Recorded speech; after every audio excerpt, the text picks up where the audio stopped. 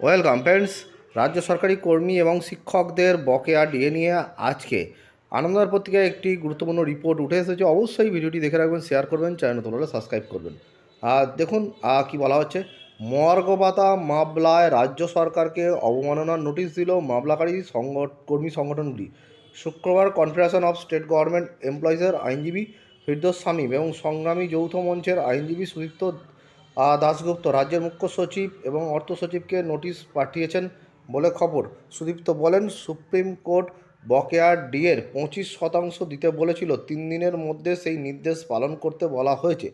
ফিরদৌস বলেন, supreme court বকেয়া 25% অবিলম্বে মেটাতে বলেছিল, কিন্তু এখনও সে ব্যাপারে পদক্ষেপ না করায় নোটিশ পাঠানো হয়েছে। কনফেডারেশন অফ স্টেট গভর্নমেন্ট এমপ্লয়িজের নেতাদের দাবি, 5ই ফেব্রুয়ারি সুপ্রিম কোর্টের রায় ঘোষণার দিনই রায়ের কপি সরকারের কাছে পৌঁছে দেওয়া হয়েছিল। সুপ্রিম কোর্ট বলেছে, বকেয়া ডিএর 25% অবিলম্বে দিতে হবে। কোর্টের নির্দেশে অবিলম্বের অর্থ যত দ্রুত সম্ভব। সংগঠনের সভাপতি শ্যামল কুমার মিত্র এবং সাধারণ সম্পাদক মলয় মুখোপাধ্যায় বলেন, রায় বেরোনোর আগে একটি শুনানিতে রাজ্য আদালতে বলেছিল তারা কর্মীদের হাতে না দিয়ে টাকা কোর্টের কাছে গচ্ছিত রাখতে চায়, অর্থাৎ সরকারের টাকা আছে, তাহলে টালবাহানা কেন করছে। কর্মচারী মহলের ধারণা, আদালত অবমাননার নোটিশ দেয়, নবান্ন রিভিউ পিটিশন করলেও তাতে তেমন কাজ হবে না। প্রসঙ্গত, 5ই ফেব্রুয়ারি অন্তর্বর্তী বাজেটের দিন রায় প্রসঙ্গে সরাসরি কিছু না বললেও মুখ্যমন্ত্রী মমতা বন্দ্যোপাধ্যায় জানিয়েছিলেন, মুখ্য সচিবের নেতৃত্বে একটি কমিটি গড়া হচ্ছে। তবে সেই কমিটি গঠন এবং কাজ কতদূর এগিয়েছে সরকারিভাবে জানানো হয়নি।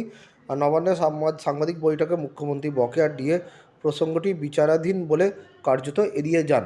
তাহলে দেখলেন যে কমিটি গঠন করার কথা হয়েছিল, ও সেই কমিটি আদৌ গঠন হয়েছে কি, কাজ এগোচ্ছে কি, সে ব্যাপারে কিন্তু কিছু জানা যায়নি।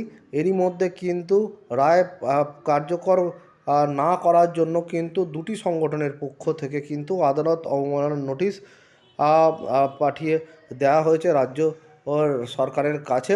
এবারে দেখা যাক যে কি হয়। 25% ডিএ রাজ্য সরকার দেয় কি না, নাকি আবার আদালতের রিভিউ পিটিশনে যায়, সেটাই দেখার। ধন্যবাদ।